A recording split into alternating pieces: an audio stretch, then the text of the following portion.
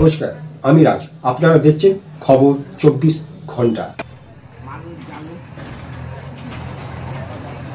মানুষকে বুঝতে হবে যে কেন্দ্রে একটা স্বৈরাচারী সরকার, বিজেপি সরকার রয়েছে এবং বিজেপির এই মন্ত্রী যারা মানুষের পেটকে লাথি মারছে, পেটে লাথি মারছে।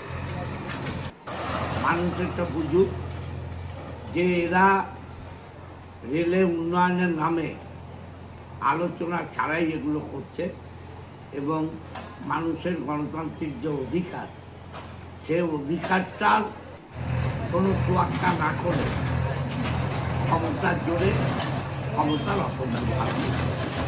আপনি লড়াই করেছিলেন সকলকে নিয়ে, আপনি বলেছিলেন যদি ভাঙতে আসে লড়াই হবে, সেটা রাতের অন্ধকারে কেউ যদি ভাঙে, হ্যাঁ, মানুষ ঘুম থেকে উঠার আগে কেউ যদি ভাঙে, এটাকে কি বলে? চোরের মতো করা বলে। গতকাল উচ্ছেদের সময়ই কেন পাওয়া গেল না বিধায়ক মশাইকে?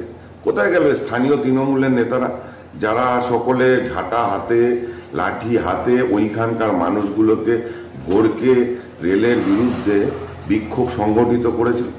কারণ বিধায়ক মশাই, স্থানীয় তৃণমূলের নেতারা পরিষ্কার জানতো যে তারা দুদিন ধরে যেইগুলো করছিল মানুষকে ভোরকে, সেগুলো সম্পূর্ণভাবে বেআইনি। যার কারণেই যখন ভাঙতে গেছে রেলের আধিকারিকরা, তখন এদেরকে খুঁজে পাওয়া যায়নি। কারণ জানে যে রেল যে জায়গাগুলো নিয়েছে সেই জায়গাগুলো সম্পূর্ণ রেলের, সেটা বাধা দেওয়ার অধিকার না তো বিধায়ক মশাইয়ের আছে, না তো ওইখানের স্থানীয় তৃণমূল নেতাদের আছে। যার কারণে এই ভাঙার সময় এদেরকে